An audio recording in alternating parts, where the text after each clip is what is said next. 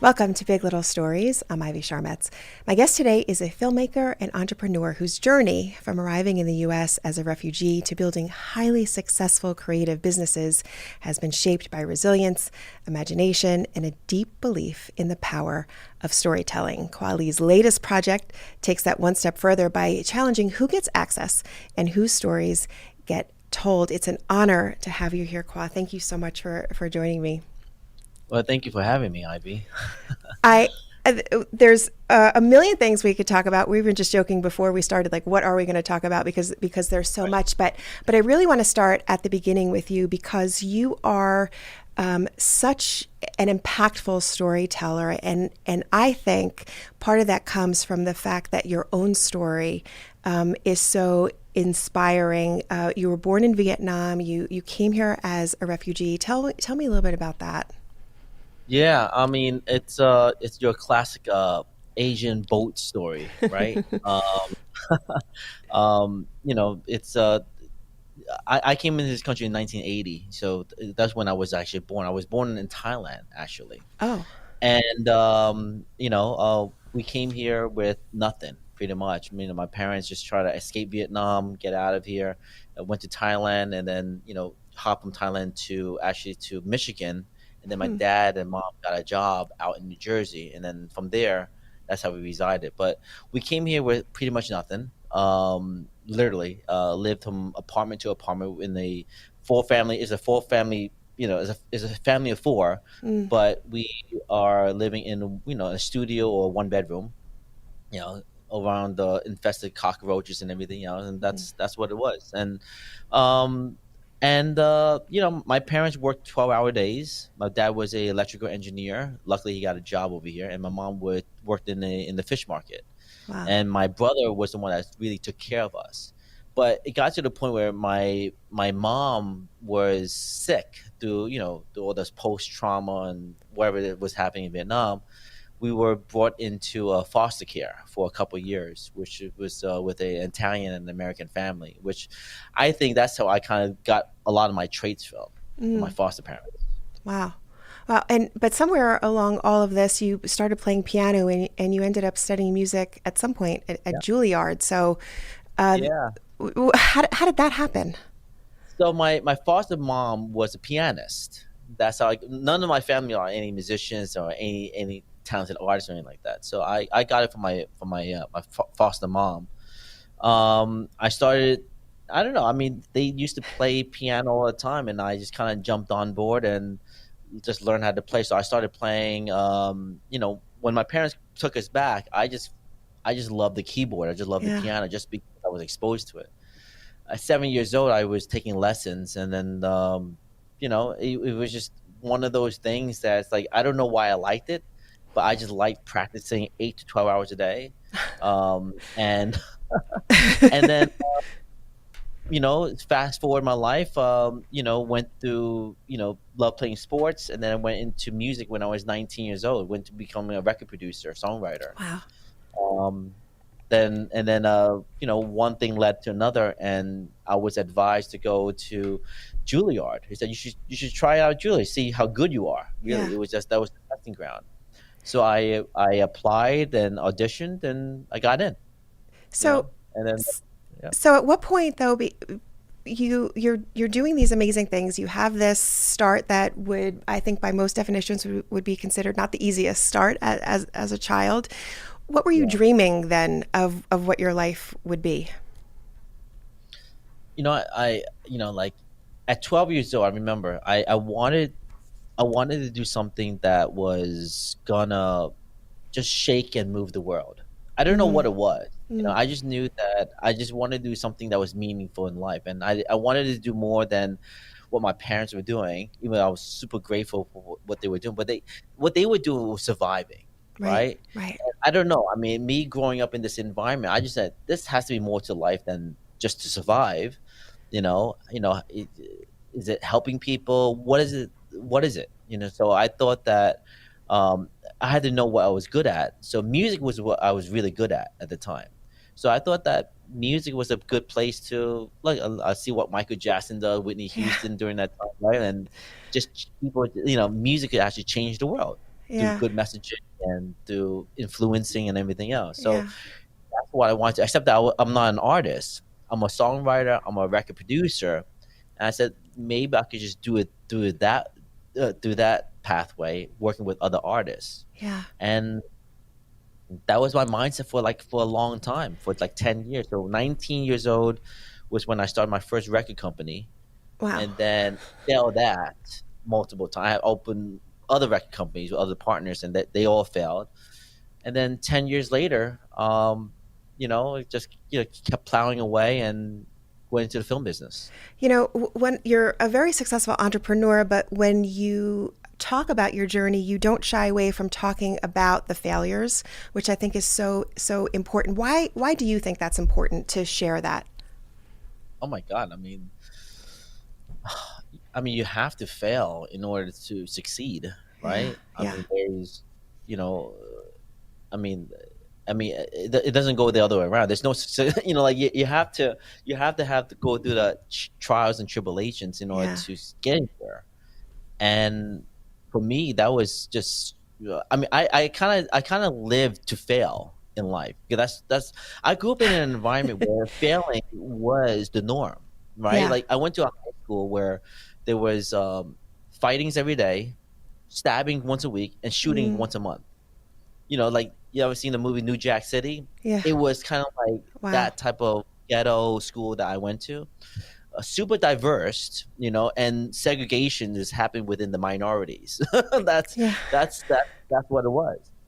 And so there's 1,000 students, there's 1,000 freshmen that would come in to high school, and then only less than 400 would actually graduate Wow. see. Wow. And I was one of the people that graduated and the one that survived. And that's so to me, I grew up in that environment, seeing people get shot, Wow. stabbed, and then people just dropping out of school. So, and then you see my parents working like crazy and wanting to just keep their kids alive, and then I have an older brother that just took on. He was influenced by gangs and everything else. That was my Mm. life. So So I didn't know there was anything what out kept you there. on this path then? You were surrounded by so many distractions and so many. I mean, I when think you talk about that, there's so many other ways your life could have gone. How do you think you ended up where you went? I think that was probably maybe a gift from the universe. Mm, yeah. That's one. I also think that it was my environment of like making choices was um, that was within my passion. I don't know why I liked playing baseball. I didn't know why I liked playing the piano, and I Yeah. didn't know why I liked the attention of being good at what I did. I don't Mm. know why, but I just So knew that by providing by showing that, I think that people gravitated to me. when did you realize that storytelling really was something that you not only had a passion for, but something that you were going to excel at such an elite Yeah. level? Um, I think that when I picked up, like music industry is so hard, Mm, really, really, really difficult. yeah. And I wanted to figure out how to, get my music out there. So you have to learn how to make music videos or tell stories, wherever it is. That's kind of when I did it. So in 2009, when the new technology came out, which was the Canon 5D Mark II, that was the first one. I saw the future, because I said, "Wow!" So something like this is afforded to me, where I could finally have a chance to tell a decent quality visual story that didn't look like it was shot from like a hand camera, wherever it is, Right. right? Right. And that's when I said, "Oh wow, that could actually propel what I could do, Mm, moving forward." So I went to my first film festival, and I won, Best Suspense awards. I thought it was an mm, okay short film, but mhm. I won a lot of awards. But there were hundreds of people packed in the theaters, and I'm watching my movie in a giant screen, and and then after the movie was over, people had a standing ovation. I was like, Wow.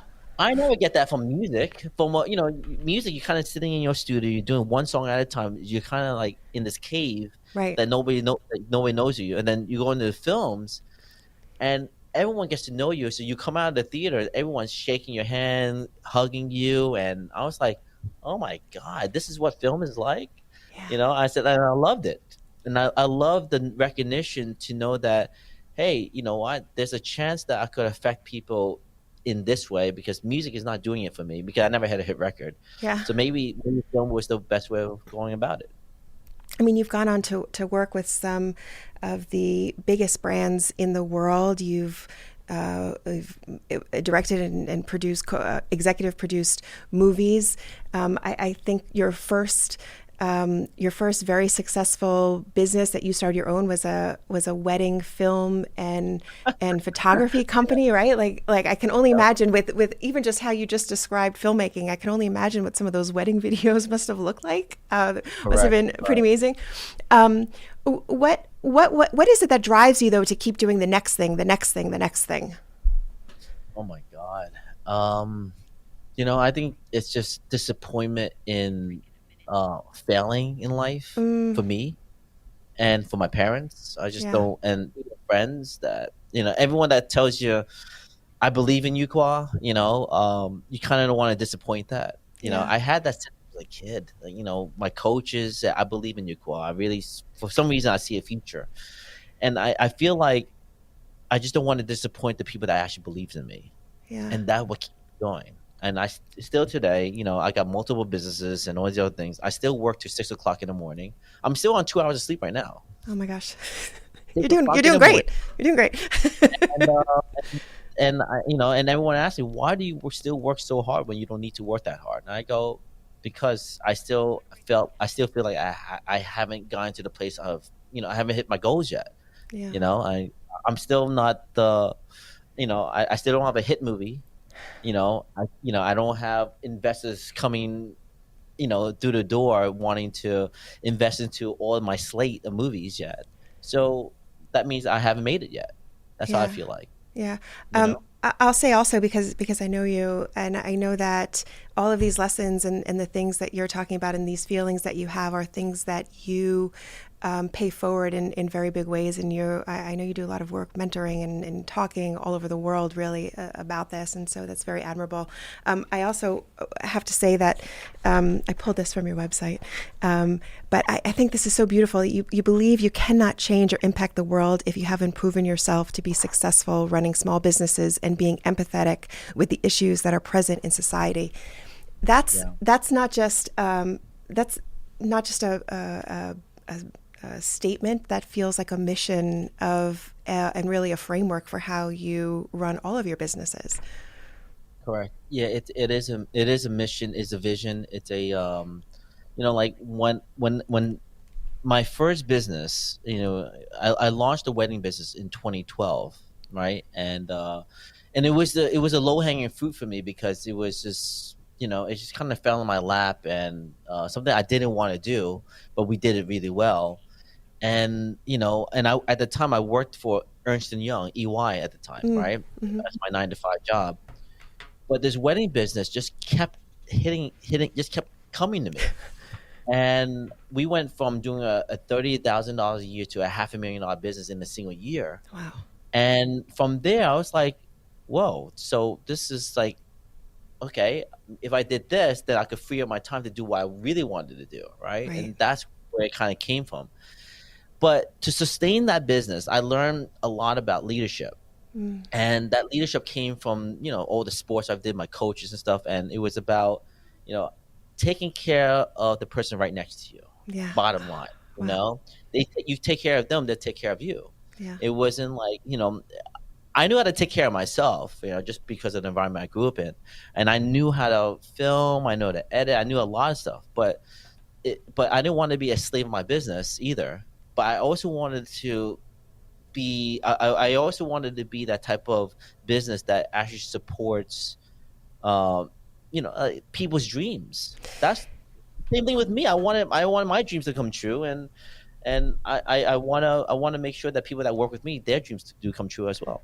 Well, so we're going to take a quick break, and when we come back, we're going to pick up on that because the your newest uh, business is something that I think is going to revolutionize the way filmmakers are able to tell their stories and have their dreams come true. So we're going to take a very quick break.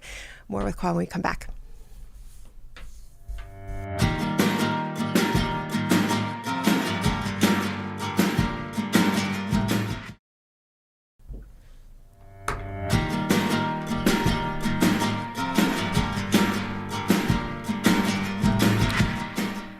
So, Khoa, I want to get to your new business, which is called Sutudu. Am I saying that correctly? Yeah, Sutudu. Sutudu. Yeah, Sutudu. Sutudu, yeah. Tell me, first of all, what does that word mean? Because I know that it's a play on a word that has an important meaning to this process. Correct. It stands for freedom in Vietnamese. Vietnamese is spelled a little bit differently with an O instead of it's a Sutudo, but Mm-hmm. I just spelled it out Sutudu, and it was freedom. And it's we want to be able as an artist. I look at myself an artist before an entrepreneur, by the way. So as an artist, you want to be liberated, and you want to have the freedom to tell whatever story you want to tell, and not be binded by the bureaucracy and the politics and the middlemen of the world. I wake up every single morning saying, man, I just wish I could just do whatever I want, and ethically, that is, Right. and not be bounded by by all these other things. And so I said freedom was what's the best word to do freedom. I wanted something that was abstract and trademarkable, right? And Sutudu was the one, and my the agency that we worked with came up with the logo with it, and I just fell in love with it. So you what know is Sutudu? Tell me about that business model, and what are you aiming yeah. to do? So Sutudu is an AI powered film distribution and streaming platform for films, for content overall, right? It's your it's your Netflix, it's your Amazon Prime, but um, it's also it's also the film hub where filmmakers get to go direct to audience.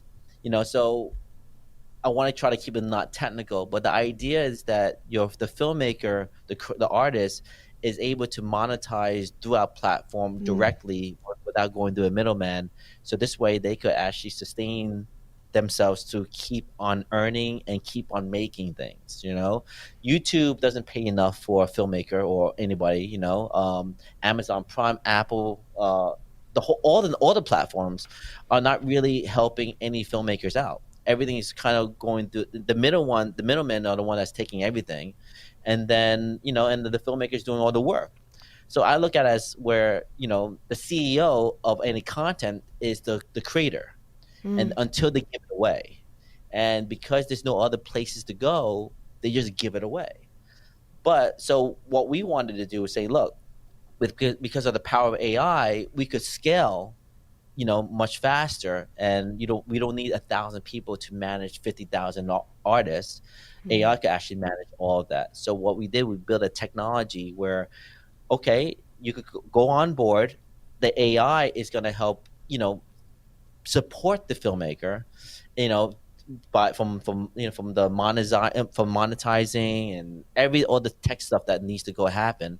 And then you as a filmmaker has a platform that could go direct to audience, and our job is to get more audience onto our platform, and then a filmmaker doesn't need to go anywhere else afterwards. That's how we kind of think about it. And so you're really letting the filmmakers lean into and focus on the thing that they do best, which is the creative aspect of it. And you're helping them with all of the things where, to be honest, a lot of independent filmmakers who don't have industry experience, because why would they, often get taken advantage of, and sometimes aren't even offered a seat at the table. That's exactly right. That's exactly right. And 100%. Yeah, I mean, it's you know these platforms, I mean, streaming has changed everything, right? Yeah. And as a creator myself, and like actually cares about our investors, you want to be able to return that money to them somehow, and hope making a movie for, let's say, $1 million, which is a low budget movie, or whatever it is, it's, telling them that, hoping and praying that Netflix is going to buy it, or Amazon's going to buy it, or Yeah. Apple's going to buy it, is just a really bad, bad way of telling investors that that's how you get your money back. Right. And I never believed in that. Yeah. It's just this industry is in this chaotic mode at the moment, and I felt like Sutudu. This is a good time for Sutudu to come in and fill in that large gap that hasn't been filled for over a decade. Yeah. The thing I love about it too, I love so many things about this, but one of the things that I love, first of all, you're using AI in a creative space when so many people are worried that AI is going to be bad for the creative industry, and I think we can say that there are some uses that maybe aren't great, but the way you're embracing it, I think is very innovative. But also, you're creating community for people who, by definition, work independently. And so by creating this community, I think it's got to be great. What kind of response have you gotten from the filmmakers who are being introduced to your platform? Oh my God! In our first week of soft launch, we had over 100 subscribers that came on board right away. Wow. I'm going to Sundance, so it's every filmmaker is there. They can't believe that this doesn't exist. Yeah. Prior to us, it just made a lot of sense. Yeah. And I think every filmmaker felt like I actually cared about them. But you do. You do. But I do. I'm a filmmaker myself. Right. It's not like I'm a guy from Silicon Valley that just built a tech, and and I do. As I talk to every single filmmaker, I do one meeting at a time. It's not about like a mass market, critical mass. It was about one filmmaker at a time, giving them the time and not just justifying us, but getting to know them as a filmmaker and what we're trying to do together. And I always felt like this is a long-term thing for me. This is not like I'm going to do this for like 6 months, a year, 2 years. No, this is like I could see this happening until I'm 90 years old and I have to pass this thing off to somebody else to keep on going with it. And I felt like this was finally, I call it my life's work, because just like kind of going back to what we talked about, like what drives me. Yeah. This is the thing that could impact millions of people. Yeah. And I felt like, I could actually be really fulfilled in life if this works out. Yeah, it's a true definition of disrupting and in the best way possible. If people want more information, what's the website that they can go to? It would be sutudu.com, and then that's the platform for them to get their film submitted. And then the sutudu.tv is where you go look at the catalog. We're still onboarding new catalog. We're still brand new, but we're still onboarding. Yep. It's amazing. I can't wait to see. I can't wait to see where it goes. Khoa, we end each show with something we call 3 big little questions. We do them rapid fire, just so people get to know you a little bit better. Are you ready? Okay. Yeah, ready. Okay. How do you get yourself out of a bad mood? I drink tea. Oh, what kind of tea? Any kind in particular? Masala, chai tea. Oh, nice. Okay. Yeah. All right. And I work more. Go ahead. You work more. Of course you do. Of course you do. I kind of knew you were going to say that. What's your go-to karaoke song? Oh my God. I don't have one. We'll come back. Pass. That's a pass. What's your favorite spot in New Jersey? Favorite place? Shoot. BCD. It's a Korean barbecue spot. Awesome. And the one thing I'm just going to mention too, a very cool place in New Jersey is K-Vibe Studios in Jersey City, which is your studio space. And I've been there, and it is like, I'm so glad vibe is in the word, because it has a really, really, really amazing vibe. I love that place. Khoa, thank you so much for taking the time. I know you're super busy, as we've heard, so it means a lot that you took some time to chat with me, and I hope I'll talk to you soon, my friend. Well, thank you so much for having me, Ivy. Thank you. Right. And that will do it for today's Big Little Stories. Be sure to check us out on Instagram at Big Little Story Show. I'm Ivy Sharmetz. I'll talk to you next time.